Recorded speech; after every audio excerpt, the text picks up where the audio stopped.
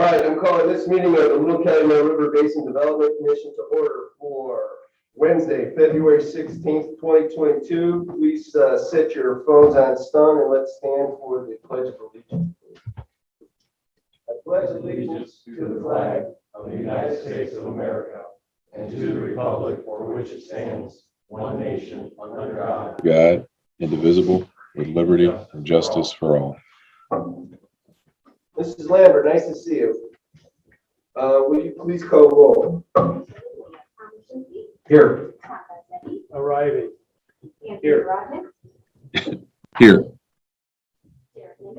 Here. Dave Castellano, Here. Ron Ware, Here. Robert Oshie, Here. Levon Whitaker, absent, William Baker. Present. All right, we have a quorum. Next up, that time of the year, folks, it's the election of officers. We've done this a couple of times, like every year since we've been on this since the flood of September of 2008. Mr. Chairman, Yes, sir. Mr. Chairman, you can hear me? Can everyone hear me? Yes. Great. Mr. Chairman, I move to re-elect the current slate of officers for the upcoming year. William Baker, Chairman. Tom Wichlinski, Vice Chairman. Tom Gazdecky, Treasurer. Levon Whitaker, Secretary. There's a motion. Is there a second? Second. Any discussion? Wow. Well, Mrs. Lambert, please call roll. Roll call vote. Yes. Tom Gazdecky, Yes. Anthony Broderick, Yes. Derek Nivens, Yes. Dave Castellano, Yes. Ron Ware, Yes. Robert Oshie, Yes. William Baker. Yes. Moving right along, thank you very much. Looking forward to it. This group is outstanding and I'm looking forward to continuing to push the envelope to make Northwest Indiana a better place to live. How's that? Next up is the approval of the minutes for January 19th, 2022. Any changes, modifications, motions? What say you? Mr. Chairman, I'd like to make a motion to approve the minutes from January 19th of 2022. There's a motion. Is there a second? Second. Bunch of seconds. Any discussion? All right, we're still on the same Robert rules deal. Mrs. Lambert, roll call vote, please. Tom Wichlinski, Yes. Tom Gazdecky, Yes. Anthony Broderick, Yes. Derek Nivens, Yes. Dave Castellano, Yes. Ron Ware, Yes. Robert Oshie, Yes. William Baker. Yes. Next up, Chairman's report. Thank you for the vote of confidence, gentlemen. I do respect and will try to do the best I can to continue to improve. And please remember that, at least from my thought process, the pictures that are now pretty much green from the flood of September 2008 explains what happens if you have a $275 million man-made engineering project that you don't maintain. So by focusing on a maintenance program and having all communities work together towards the common good, because water knows no boundaries, you have a chance to make sure something like that doesn't happen again. Now, this is a Mother Nature project, so what thing you have to keep in mind when we get 10 gallons of water for a 5-gallon bucket, we're going to have some challenges. But we're going to be far better prepared, I can guarantee you that, than we were prior to the events of September 2008. Today's going to be, this next couple of days, it's going to be a perfect example as you have frozen ground, melting snow and rain coming. So ice dams, things that we normally don't think about during the winter are going to be another part of the process dealing with making sure this $275 million man-made flood control project does what it was engineered to do. Continue. All right, that's enough of that. Finance report is the approval of the claims for February 2022. I'll take a motion, please. Mr. Chairman, I make a motion we approve the claims for February 2022 in the amount of $196,818.76. There's a motion. Is there a second? Second. And a second. Paying the bills. Mr. Repay.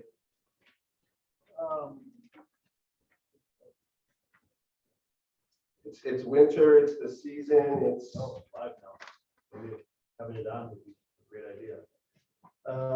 Just to go over some of the high points, Christopher Burke Engineering for the Griffith Levee rehab, that will be a part of my report, but just so everyone knows we're at 50% design. We've had a meeting with ourselves and the town of Griffith and their representatives as far as what we would like to see with respect to that levy, the impacts, and who would be taking control over it. So that's a project that is key for us. Hopefully will be available to be bid early summer, late spring.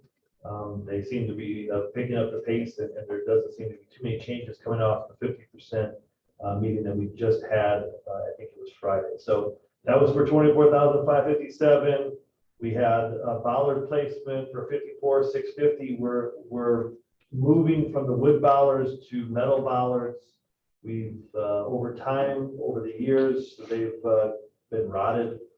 People have run them over. People have used a sawzall to cut them. So it's the access. And so we're hoping that these new bollards, which have proven successful in other locations, will prove successful here. So that's that. Big rocks. We've done rocks, but rocks are good for the slopes, not necessarily because we don't want to encase them in the concrete that we need to. So it's, yeah, it's just. How many sets are being replaced as a part of this project?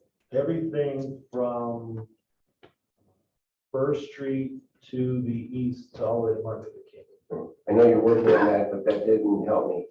That's a lot. Is that 100? Is that a million? Probably 60 bollards 60. are being replaced. Thank you. So that just gave you directions. We figured two for each intersection, at least minimally. Some have larger because their openings are larger. So, for instance, Grant Street will be a larger opening because of the access there that is allowed, I guess, for our pump stations. So, Thank you. Once we run out of that, we may extend it to see how successful they are. Our pump stations are all running, doing well. We're going to start the process of upgrading a couple of them through a couple engineering firms where we get some proposals from. But right now, all the stations are working as they should. USGS, which is our monitors, that's our quarterly payment for $24,910. Reimbursement to the City of Lake Station, which is our final reimbursement in the amount of $10,625.52 for their watershed plan. They had gone through some changes in their engineer, and so this would cap them out at the allowable amount that you guys had put on it. So, Okay. anything else? That's good. Is there anything from the board with regards to the bills for Mr. Repay? Outstanding. There's a motion and a second. Mrs. Lambert. Thomas Lindsay, Yes. Tom Becky, Yes. Anthony Roberts, Yes. Derek Emmett, Yes. Dave Castellano, Yes. Ron Blair, Yes. Robert Ucci, Yes. William Baker. Yes. Hi, Mr. Repay, Executive Director's Report Project Tracker. We'll start with Hart's Ditch. We've been in contact with Lake County Surveyor's Office, awaiting permits, which will be here shortly. We got actually a couple of them on Monday. So once we get, I believe there's 2 more outstanding. They were all submitted at the same time. We are going to hard armor the area between Twin Creeks and the Park West subdivision, which is, I don't recall what the South Street is, but it's roughly 45th on the north side. Is that, what's the Twin Creeks Boulevard going in? Oh, you want an aerial? Every time. Okay. Not you. I want you to talk. I would like her to do that. Well, I want to have them all that fast in here. Deep River clearing from 51st Street all the way to going south or going north to Veterans Park in Lake Station. That is something that we started a few years back when we started at the railroad crossing track in Hobart. And so we've slowly progressed ourselves down north and downstream, but it's north, to make sure that it's been cleared. Most cases, most residents say that that hasn't been done in over 30 years. So as we keep on moving downstream, we're assuming that more stuff will get caught up, and then eventually we will end up at the rock ripple that we just completed and that we received a small award for. So that's on the agenda. So when the weather gets better, Beaver Dam Ditch, working with Lake County, we've contracted with Westler. They're going to put together a model so that you can apply that model going forward to any project going forward with St. John, Crown Point, Winfield. So when they come with a project, you'll be able to say, well, how does it affect our model? They'll show you the model here. I believe in March they should be done, or at least partially done with it. And then we're gonna take some of the obstructions that are in there already that exist, that go through White Hawk, off of Broadway, all through that area in conjunction with Lake County to clear it up, because that is a major thoroughfare for water coming from the south part of the county. Yes. Already spoke about Griffith Levy. We're in the midst of doing some acquisitions. City of Hammond, our attorney has been working on getting the deeds, prepared the deeds. The city of Hammond agreed to the deeds, so they have to just run them through the course of both the park board and the board of works to get properties that were erroneously deeded to us. And then in turn, we get some properties that are inside the levy. So no cash is really being exchanged, but it's doing something to clean up a lot of the title work that should have been done many years ago. Tuesday, we received 3 deeds for our tax sale certificates that we applied for. Those are 3 properties that we needed by the Corps. The Corps asked us for them. These have been going on for years. And that has been completed as of Tuesday. They were recorded. We're going to order new title work, and then the court is going to give us credit for those certificates that have now turned into deeds. Kennedy Avenue Bridge is we're still trying to work through the process with the federal guidelines through this transportation infrastructure dollars. We're trying to find the most efficient way to do it. We've worked through our connections in Indianapolis, and we're working through NERC to both find a way to get Kennedy Avenue funded and able to be constructed. Right now, the timeline for that currently is the best timeline is 2023 for us to start construction. So even though it's early 22, just all the things that we need to do to make it qualified, it's going to require that long a period of time. Working with NERC on another project, who would have thought, on pedestrian trails. They want to connect Three Rivers in Lake Station to our trail in Martin Luther King. As I explained to NERC is if they can get the land gathering together and sort of do the traffic control, because they're going to have to go over pipelines and railroads and underneath NDOT, we would be happy to participate to make that connection, to make the trail go now from where we build the rock ripple all the way through, including to Griffith. So the next then big component would be going from the Griffith levee over those railroad tracks to First Street or to Arborgas. How do you propose to get past I-65? The plan that they have is we would run alongside a railroad easement underneath the existing bridge on I-65. Are you kidding? That's why I said I wasn't going to be doing the planning and management. I'm not having those meetings. If they want to do it, Okay. have at it. It's aggressive. I like it. I like it too, but I told them, I said, I'm not going to be able to participate in trying to figure out how to get over I-65 next to railroad tracks over pipelines.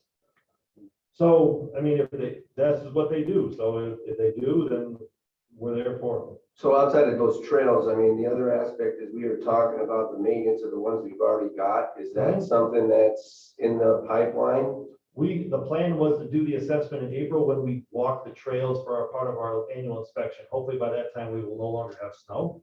So we'll be able to better assess those. I mean, we have a good idea of the ones that are the older ones, the older trails, especially between Northcott and Indianapolis Boulevard. That is a well-used and older version of ours. Now, some of the areas aren't as old as the last couple of years we've sort of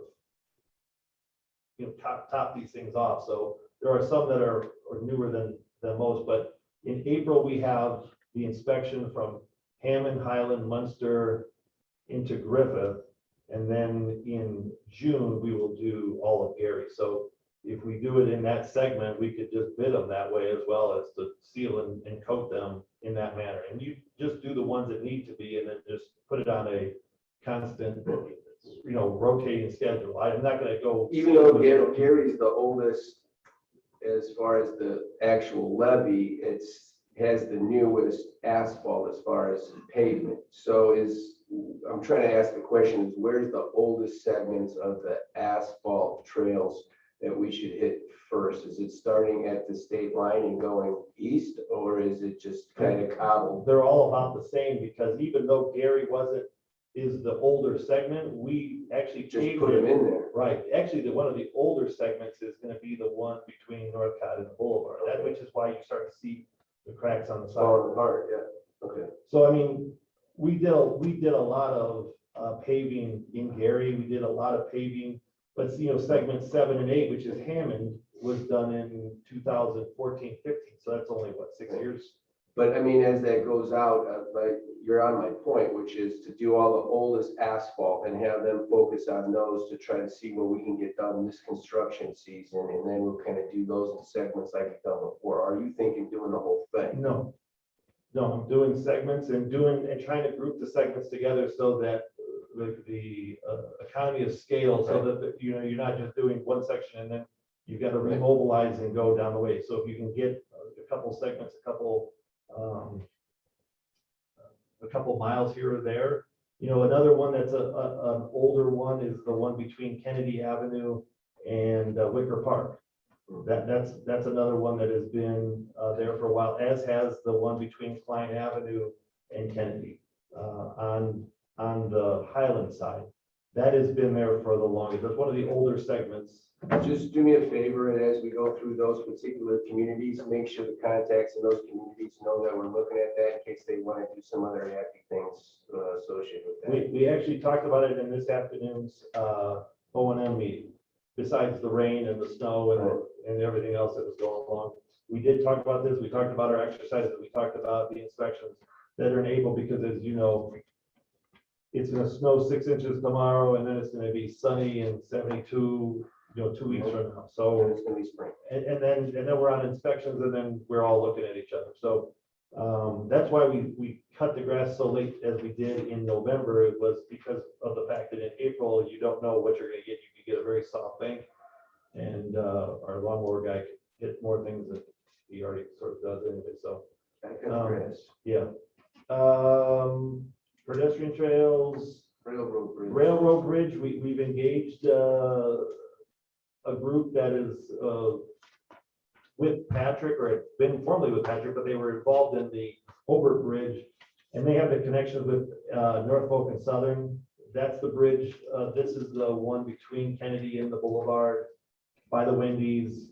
That's the one with the awful closure that they have that's made out of concrete and 1 ton of metal. So that's the one that's the most logical to fix. And if we can also get rid of the wooden piers that are in the water, it also takes out a blockage for us.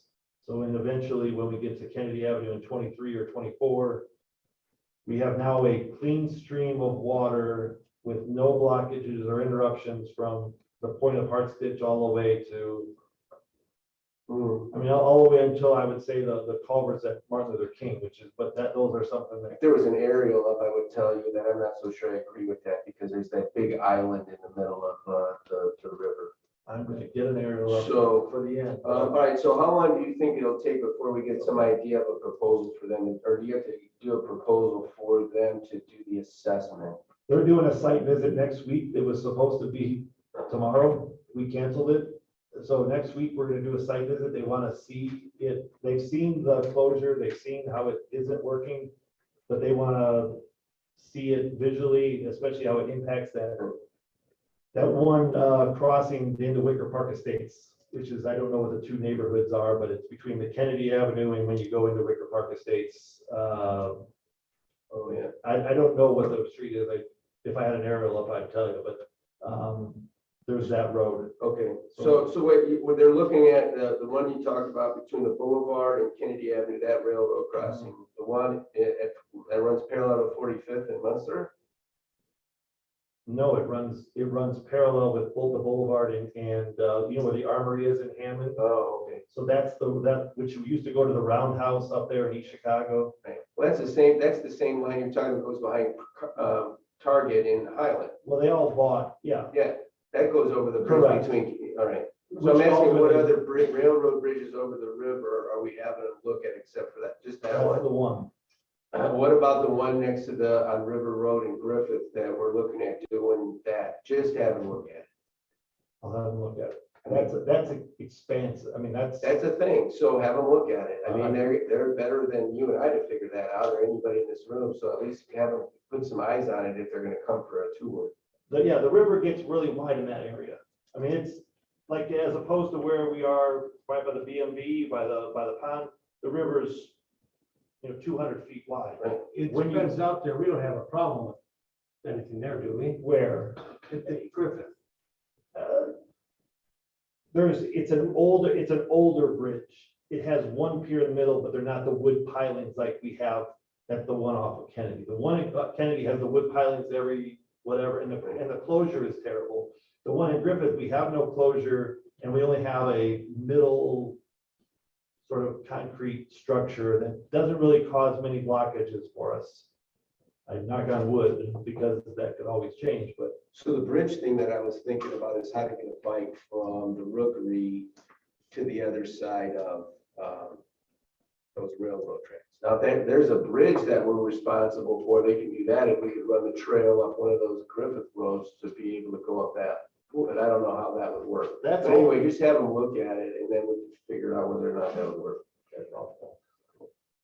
And the railroad bridge at Kennedy, Mhm. would we eliminate a closure there? Yes. So, but that would require a lot of extensive grade change of the tracks, right? correct. It's A lot about of a ways. 2-foot rise. And I'm not the railroad engineer expert, but I know there's only a certain percent that you can raise or cause the rise of a railroad track without causing a lot of trouble for them because they're carrying freight. I want to say it's 1% for whatever, how many feet, but that would only be a pure guess. So, and to get the pedestrian bridge over, we always thought about going the bridge underneath the Griffith Railroad, but then after thought, if the river rises, you're just gonna eliminate that. You're not gonna be able to go, so we might as well go over it. We have enough land to do it. But right now, the most important thing to do is to build the levee, to build the pump station. Okay, thank you. Spring Lake is, I don't know if you guys didn't tell me to open the bids yet, but we have two bids for Spring Lake. All of our tests from IDM have come back good every time we've tested, and that's great. The Colfax ditch proposal, we're working with another engineering firm to give us a proposal here soon. It was only been 1 month, but we should have something ready and signed by next month for that. All of our pump stations are in good shape, as I stated, and then we're working on fixing some various issues that were identified during our inspection last year, whether they were missing gates or the gates were loose, and we have contractors out there fixing those. So that when they're coming around in April, that they will be ready to go. We have two folks here that are going to give you a brief presentation. Harry and Daniel, one's from Wetland Initiative and the other one's from the Autobahn. And they're going to give you a brief update as to the progress that is going on our partnership. They are continuing to work during these great winter months. As a matter of fact, our new bollards locked them out on one occasion, so we had to run out keys to them to get it fixed. So nope, they're there. And so with no further ado. So make sure that my mic's on for him, please, and state your name and address for the record, please. Yes, thank you very much. Seems like it's working. I'm Daniel Suarez. I'm the conservation manager for Audubon Great Lakes. It's for my first time addressing this body, but my boss, Matt Miller, has been here on a few occasions and sends his regards. I just wanted to provide you a bit of an update. This will be really quick, and I apologize a little bit fast, trying to get through a lot of information in a short amount of time, but wanted to give you some idea as to how the dollars that you're graciously funding our organizations and our partnership are being spent. So just want to start by talking a little bit about water levels. Obviously 2021 was a dry year, at least in the last couple of years, a little bit less severe in Northwest Indiana than what we were seeing in the Chicago area. But you can see just really quickly here, these pink lines are the 2021 water levels, and at places like MLK, those levels were the lowest that we've seen them, which provides us a really interesting opportunity for management and gives us another tool in our fight against Phragmites. So this picture was from Martin Luther King, and I'll talk a little bit about some of the activities that we were able to undertake last year due to those low water levels. This is going to be hard for you to see, so I'll just summarize this really quickly. This is the newest published data that we have.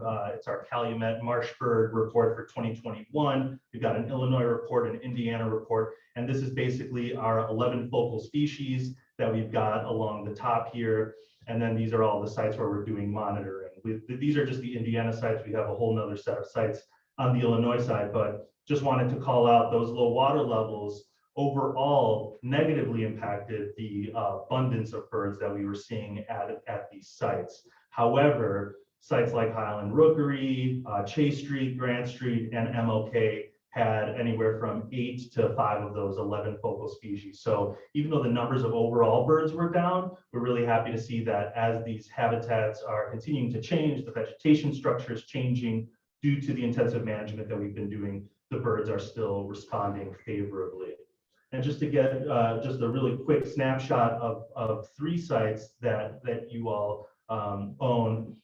Chase Street / Grant Street. I think some of our organizations call it Chase Street, some Grant Street, but east of Chase Street here, this unit, very low water levels as well. But you can kind of see in this top left picture the response in the seed bank. So as the water recedes, the sun is heating up the soil. It's stimulating all of these seeds that have been latent in that soil for years, decades, maybe even a century. In some cases, science shows that those seeds can stay viable. So they're waiting for the right conditions. When water levels drop, you get a flush of vegetation. And assuming that the water levels go up in 2022, that's going to create the perfect conditions for the hemi-marsh that we've been trying to establish, where we have a really nice mixture of open water and vegetation, little pockets for birds, for these marsh birds to actually nest in. And then on the right, you see here, these are some of the treatment areas that your dollars helped fund through contractor work. These are areas that were treated for Phragmites. So these represent the more upland areas of these sites, but really intensive Phragmites management work that was happening. And we're really encouraged by the early results of that. Obviously, we'll have to see in 2022 how that response is being maintained over time, but we've set into motion the right management to keep these areas healthy in the long run. Bouncing over to Highland Rookery here, similar story. You can see in the top left, this is a picture that was taken last fall. This you can see in the foreground is all dead Phragmites, and this was all sprayed out using a Marshmaster, which you see here on the bottom left. This is a semi-amphibious vehicle that allows the contractor to go into these hard to reach areas and spray Phragmites. On the right, this is a map sent to us from the contractor, and all those little red lines are the actual tracks that the Marshmaster made. So you can see the coverage of that is really extensive, and will in future years, we'll stay on top of it. Harry and the Wetlands Initiative will be scheduling some additional management here and at other sites in 2022. But again, really happy to see water levels were low, able to treat Phragmites next year should to lead to some exciting results. And the final site, MLK, last year was a really banner year for MLK South. We had the first prescribed burn there, and that was following some aerial herbicide treatments that we used to combat Phragmites. So these 3 pictures that you're seeing here are your little Cal crew hard at work out there doing follow-up work in some of the intermediate areas where we either the burn didn't cover extensively, or the Phragmites was too close to the tree line, or some other reason why the helicopter couldn't get that close. And you can see in the bottom left there, that band of green that's running across, that's all Phragmites resprout. So that whole area was totally burned. And you can see just how beneficial burns are, because let me just go back to the previous photo. You can see all that dead vegetation in the top left picture. if you don't get a burn in, the next year the Phragmites grows, and when you go out to spray, you're spraying maybe 50% new growth and 50% dead growth. So that's a waste of herbicide, and you're not getting full coverage on the Phragmites. And so in this picture on the bottom left, you can see that's all green. There's no dead vegetation obstructing it. So every drop of herbicide is going to be hitting that Phragmites, and it's going to give us a better chance of eliminating it in the short term. So again, going back to the low water levels, that provided us with an unprecedented opportunity to do some plug planting. So tiny little wetland plants, just a couple inches tall. We were able to hire a contractor to get into the northwest corner, about in this area here that I'm circling on the map there. And we were able to plug nearly 3,000 plants in there. That's going to give us a chance to provide species that will actively compete with cattails and Phragmites, which are a huge problem in this wetter part of MLK in the northern zone. Again, you see in the bottom right, that footprint of the prescribed burn from last time. And I wanted to just include this map on the left. So this, we had planned to do another aerial spray at MLK in 2021, just to really hammer that Phragmites again, especially after that prescribed burn. We have had some issues getting permission and permits from the city of Gary for aerial spraying as well as prescribed burning. So the partnership that we're a part of, we're actively working with city of Gary to try to do some outreach and education around the benefits of prescribed burns and aerial spraying, not as and not letting them get lumped into kind of this idea that all burning is the same. We wouldn't in a prescribed burn situation be putting any smoke onto neighborhoods nearby. But in the interim, we'll keep doing maintenance and work on the ground and work with the city of Gary to get permission for that in future years.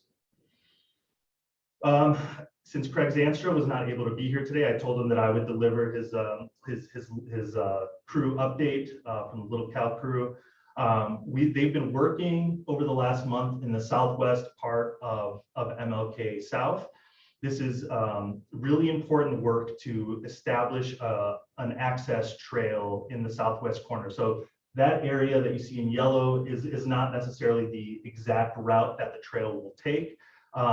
But in working with contractors, we've learned that this access point is really crucial for Phragmites management, because any prescribed burns or any aerial spraying that we're able to do in the future will not be able to hit those Phragmites close to the tree line there. So we need an access point for contractors to drive a vehicle in to access those areas on foot. And so the crew has been working. It's been really great. We all went out there in early January. We all checked out the area. We kind of plotted a route for the trail to take. And the Lake County Parks has graciously lent a ton of their additional staff outside of the crew and some of their heavy machinery to come in and clear some of these areas. And you can see here, this picture was sent to us, a giant downed tree, a large cottonwood that they had to call in the cavalry with some larger equipment to cut through there. And so that will be a really important access point in the future, and really just thankful for the Lake County Parks staff for getting out there with the big machines. Looking forward to 2022, kind of winding down here. Just want to talk really quickly, not about the data that you're seeing on the screen, but just some tools that Audubon has developed to work with land managers that will impact the work that's happening along the Little Cow. So we've got two kind of online-based tools.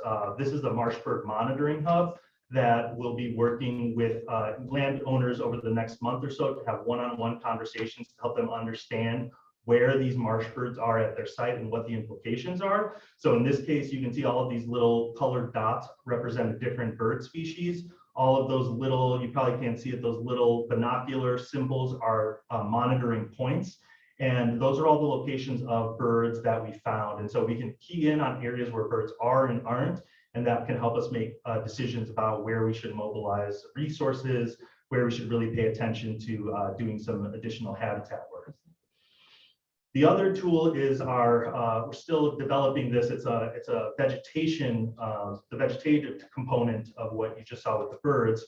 We're doing extensive vegetation monitoring at all of the sites that we're monitoring birds.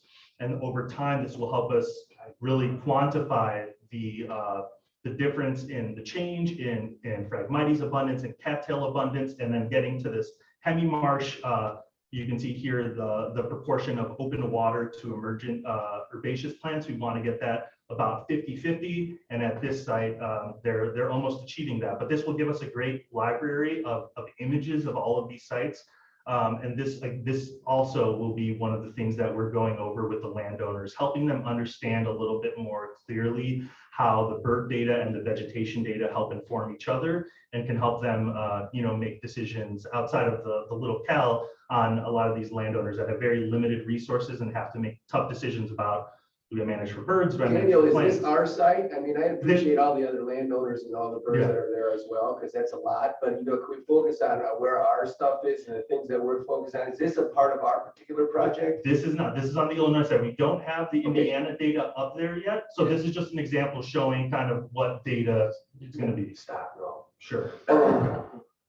The next thing I just want to talk about, the slide is not very visually appealing, but we are actively in developing management plans for MLK South, for the Rookery, and for Chase Street Wetlands. And so we've got a team together of folks, including Audubon Wetlands Initiative and the Nature Conservancy.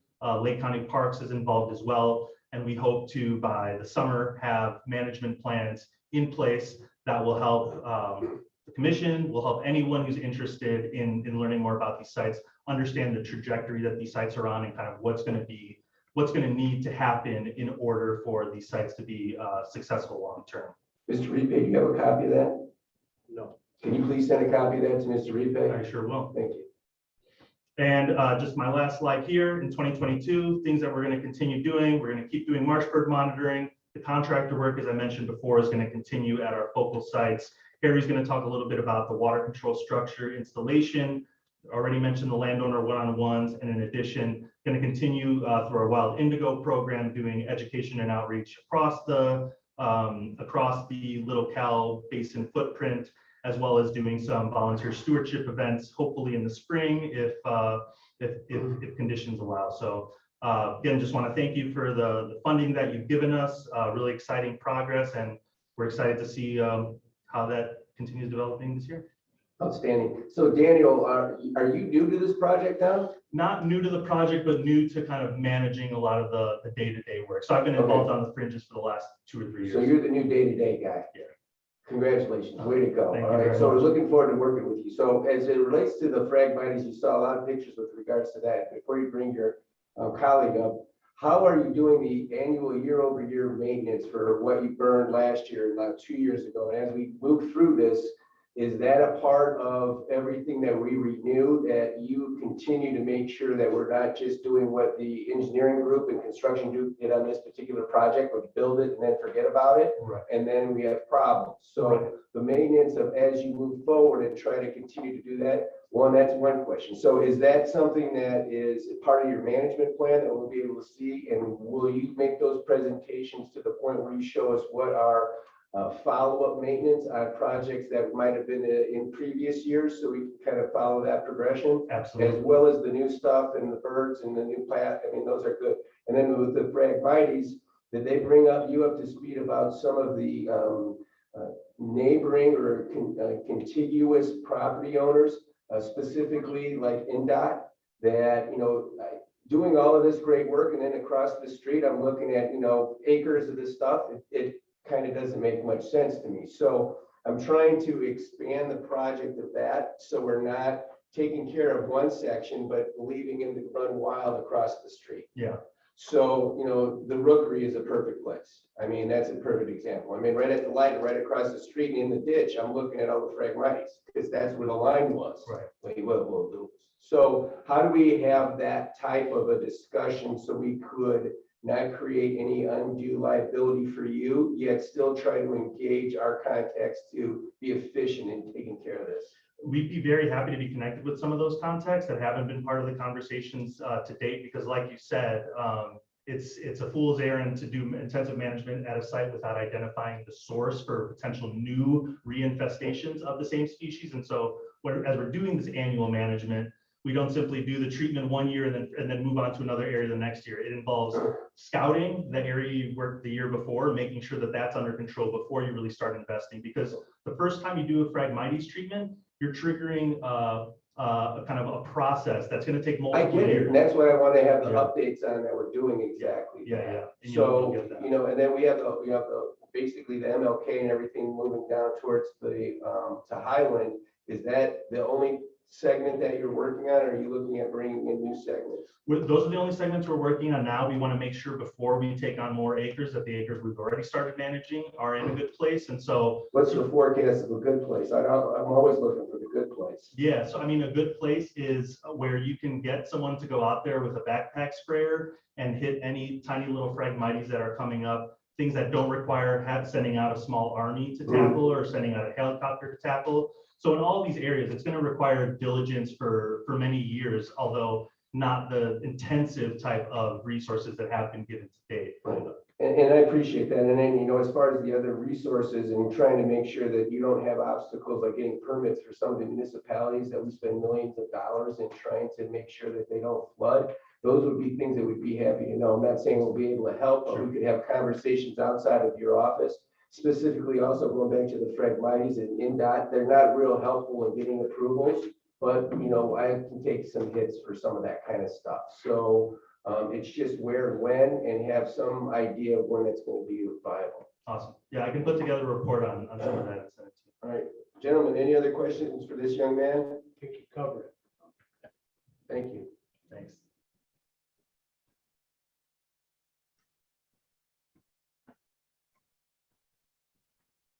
Yes, sir.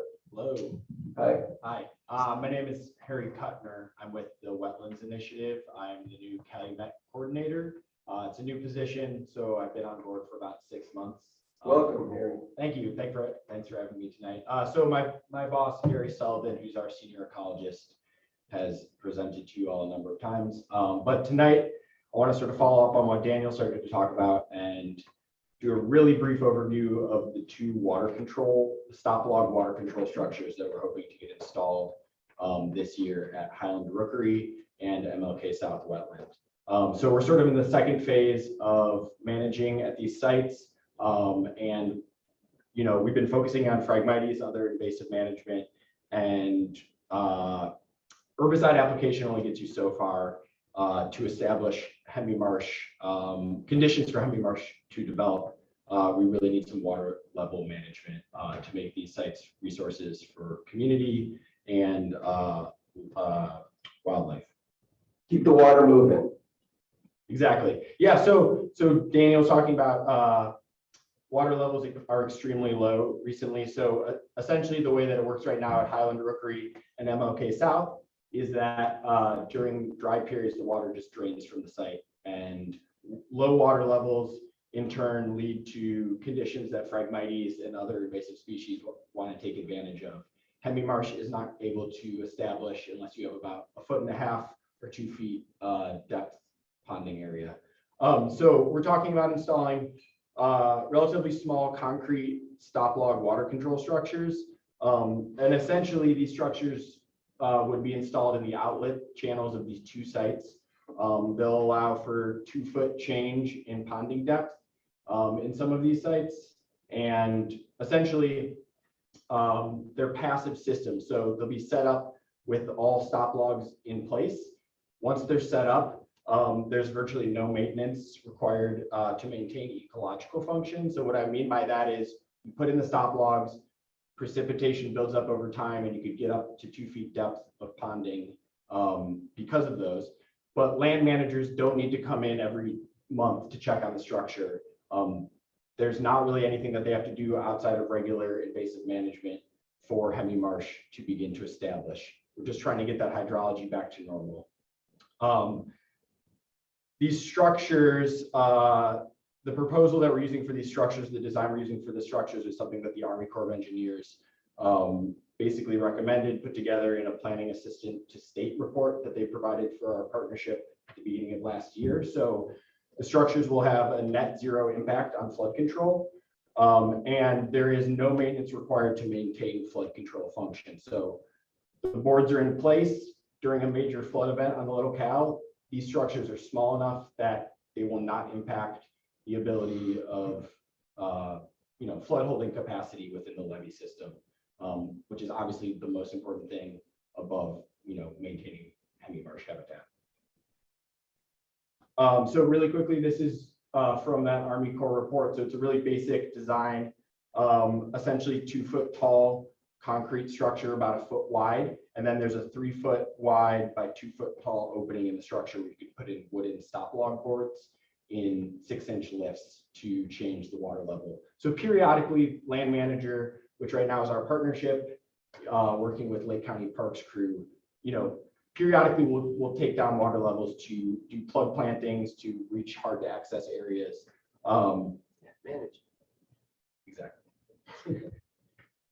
So just to show you where these structures are going, so Highland Rookery in the northeast corner is a riprap lined outlet channel. So this is going to go at the southern end of that channel.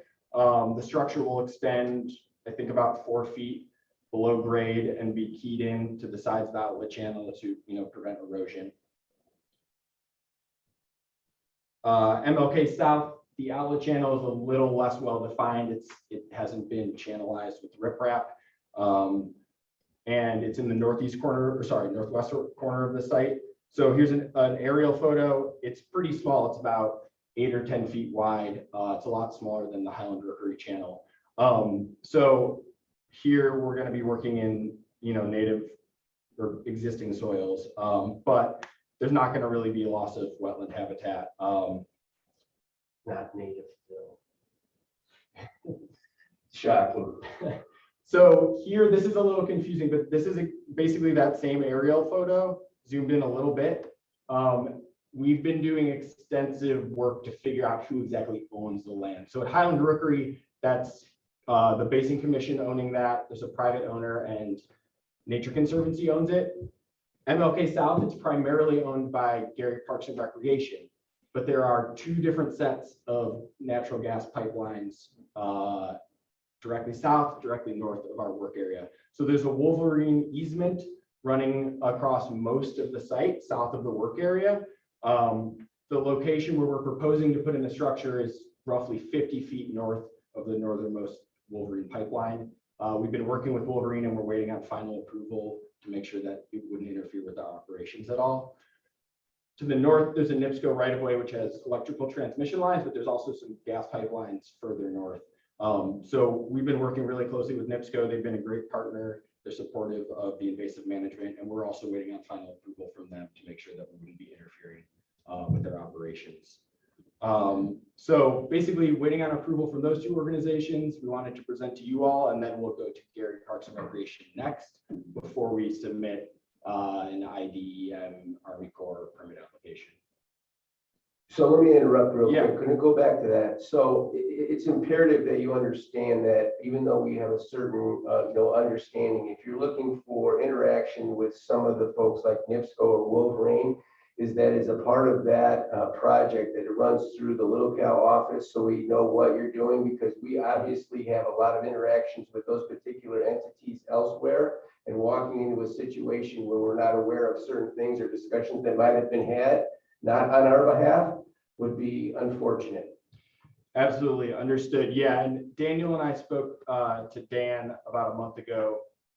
I kind of brought him up to speed on what I'm presenting today, but yeah, I'm sure you're doing it. I'm just making sure I say it so everybody can listen, and because that's important. As soon as we get approval or any communication from NIPSCO, we'll pass that on. NIPSCO and we'll pass that on to Dan. And if we're talking about before you start that initiative, because sometimes maybe we have things that there's other ideas, because there's more than one way to make chicken. Understood. All right, thank you. So that's about it. So, just to recap, these structures are designed to help establish those heavy marsh conditions, but they're also a really key tool to help control phragmites, help flood out new growth, stuff like that. And yet again, just hammering that home that there is a net zero impact on flood control. Outstanding. Thank you. Is that it? That's it. Any questions, gentlemen? Outstanding. Thank you very much. When would the next one of these be, though? Now, as we start getting ready for ramping up in spring, when do you foresee the next update? I mean, we're happy to come as frequently as you'd like. I think When you have stuff done. Yeah. I mean, as much as I want to see where birds are in Illinois, I don't necessarily want to do that. Yeah, so we are hoping to we're planning on submitting the permit applications for these structures in the next month, Okay. ideally. But the structure construction would take place in this summer. And have you seen these structures? Any plans for these? Yeah. So I think maybe early summer, late spring, Okay, to give you an update on permitting, might make sense. that and whatever's going on, if you're doing anything or needed to do a burn or something, have challenges with that way ahead of time so we could start helping with that as well. Understood. All Thank right, you. thank you. Thanks for your support. All right. Moving right along. Good. Next up is other issues and new business. Got to have the birds so you can take all the kids out there, Dave.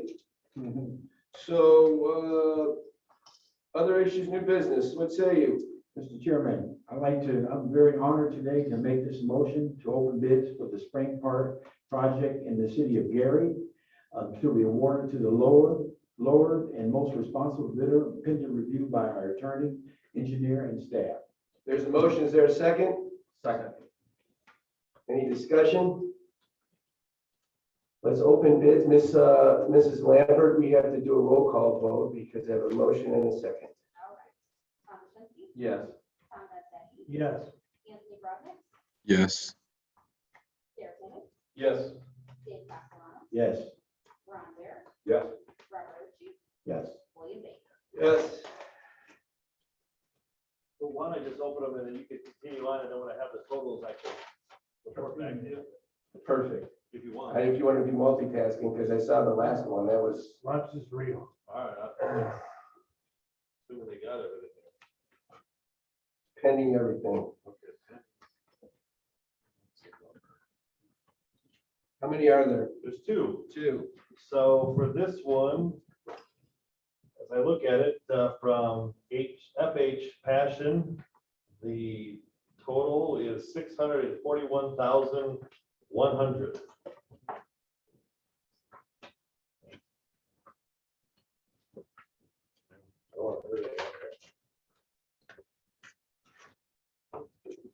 Bring your scissors.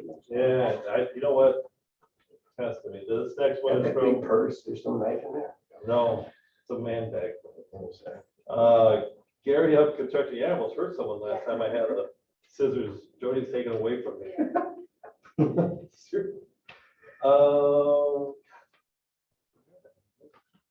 And by the way, it's hard to get old and not be able to see very You want well. my cheaters? I might need them, but I can't find the paper, so. A lot of All right, pressure. how about this, and who's the company? Oh, I got that. All right. It's Gary Hub Construction. Oh, And I found the total is 399,900. So All right. there you go. Unofficially, those are the two totals, and we will give them to both our attorney and to HWC, who is our construction management outfit, and see whether they're in compliance with what we put out as far as bids. Outstanding, thank you. Moving right along. Mr. Chairman, I'd like to make a motion to approve the town of Griffith's Katy Marsh ditch diversion sewer intake screen raker replacement watershed application for the engineering portion only in the amount of $210,146, pending legal review and final execution of an interlocal agreement. There's a motion, is there a second? Second. Second. Discussion briefly, Mr. Repay? And this is the rate for the trash rack, lack of a better word, at Katy Marsh Ditch, which helps our project. And they gave a presentation, and at this time, it's probably best that we just do engineering first. And then, assuming it comes out, we'll do hopefully 80% of construction. And just to be consistent, this is part of the U.S. Army Corps of Engineers project that we are also now spending money to correct. Yeah, this isn't under our initial charter, but when we went and got funding back in 2012, it was agreed that we would help with the maintenance of this aspect of a federal project. Thank you. Any other discussion? We do a motion in a second, yeah. Do we? We did, yes. All right. Any other discussion? See there none, Mrs. Lambert? Tom Linsky, Yes. Tom Gazzetti, Yes. Anthony Brodnick, Yes. Derek Nivens, Yes. Dave Castellanos, Yes. Ron Ware, Yes. Robert Roche, Yes. William Baker. Yes. Outstanding. Moving right along. Mr. Chairman, I'd like to make a motion to approve the town of Maryville's Kaiser Ditch East Tributary Flood Control Improvement Project watershed application in the amount of $345,000 pending legal review and final execution of an interlocal agreement. There's a motion. Is there a second? Second. And we have a second. Mr. Repay? This is town of Munster, geez, town of Maryville, Kaiser Ditch, we're close. They're asking for 50% for the design. This is a part of their master plan and as well as ours as well. Just for engineering, correct? Or is this Correct. Just engineering. for Correction, Dan. 345,000? If I may, this construction Oh, I'm sorry. I was wrong. is done. Thank you. So, Gotta voice so this over. is construction and engineering? No, just engineering. Engineering is done, I'm sorry. Construction. Okay, The so, next one's engineering. Thank you for the correction. This is the culvert replacement. That's correct. all right, any other discussion? Thank you. Either or none. Mrs. Lambert? Thomas Donsky, Yes. Tom Bezeki, Yes. Anthony Jordan, Jared Henry. Yes. Yes. Dave Castellanos, Yes. Ron Ware, Yes. Robert Roche, Yes. William Baker. Yes. Standing. Moving right along. Yes, Mr. Chairman, I'd like to make a motion to approve the town of Maryville's Hickory Ridge Apartment Flood Control Improvement Watershed Application for design engineering and permitting in the Hickory Ridge area in the amount of $81,000 pending legal review and final execution of an interlocal agreement. There's a motion. Is there a second? Second. We have a second, Mr. Repay. Once again, in their master plan, ours as well, as far as fixing this area of concern, this is just engineering, unless Matt jumps on and tells me otherwise. All right, before I go to him, I mean, I want to ask you, did they get their interaction or approvals or discussions with the apartment property ownership? I know they've had discussions, Matt, I know is gonna Yes. pick on and tell me what's happened. Yes, we actually have a signed and recorded easement. And that's the one piece of the puzzle we were waiting on. So we feel comfortable moving forward with engineering. We did some preliminary engineering in topo before that, but now we're ready to go on with full engineering. And we're asking for 50% of the engineering costs. Outstanding. Thank you, sir. So there's a motion and a second. Is there any other discussion? Either none, Mrs. Lambert? Thomas Donsky, Yes. Tom Bezeki, Yes. Anthony Jordan, Yes. Jared Henry, Yes. Dave Castellanos, Yes. Ron Ware, Yes. Robert Roche, Yes. William Baker. Yes. Outstanding. Moving right along. Mr. Chairman, I'd like to make a motion to approve the town of Dyer Ditch, Hart Ditch, Stream Bank Stabilization Watershed Application in the amount of $81,000 pending legal review and final execution of an interlocal agreement.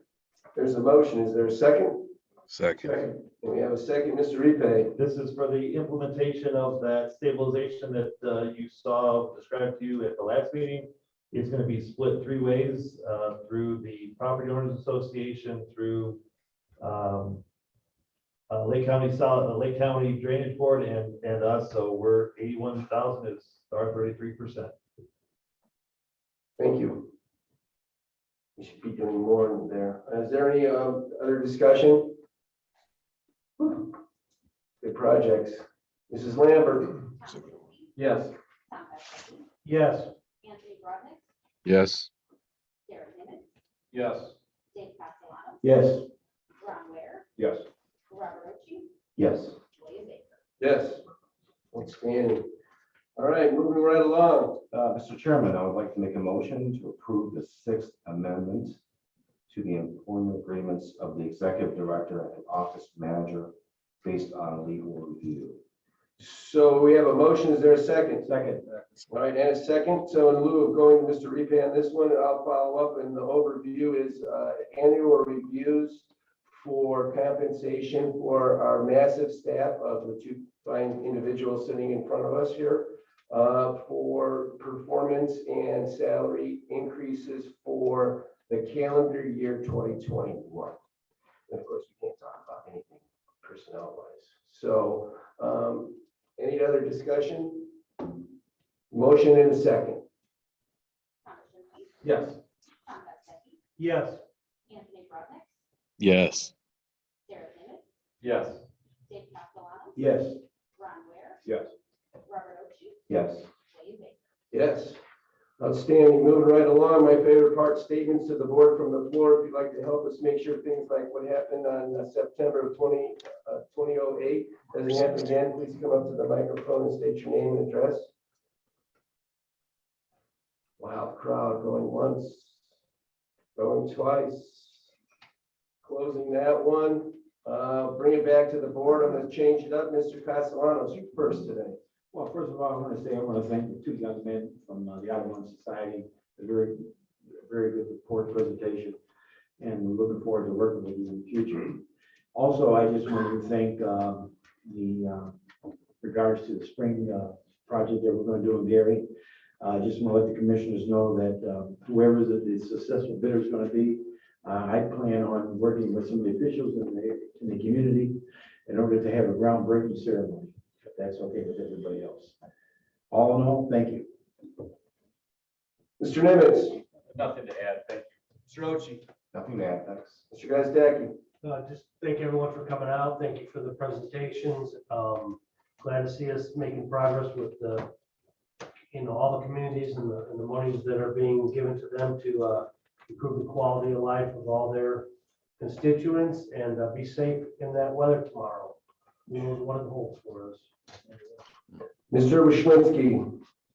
Thanks for the good presentation, and I think I'd like to thank Jodi and Dan for a great 2021 on this all the stuff that we have to deal with, but you make us look good. And we're thank you.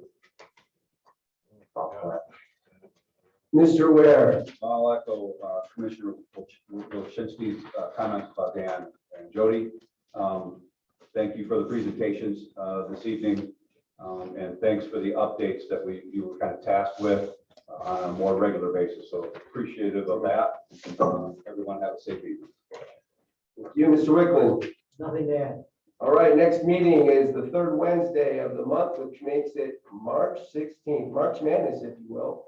And we'll entertain, Anthony. Anthony, are you up? Yep. I can't see him. Yeah, I'm here. All right, anything to add, sir? Yeah, no, I did want to echo both Dave Castellanos' comments about Spring Park and Wishlinski's comments about Dan and Jodi. Excellent year, and thank the public for continuing to support. So appreciate it. Thank you, sir. All right, everything else being taken care of, we'll entertain a motion to adjourn. So moved. And a second, please. Second. Any discussion? Be there none. Mrs. Lambert. Thomas Dempsey, Yes. Tom Gutzke, Yes. Anthony Brotnick, Yes. Sarah Nimitz, Yes. Dave Castellano, Yes. Ron Ware, Yes.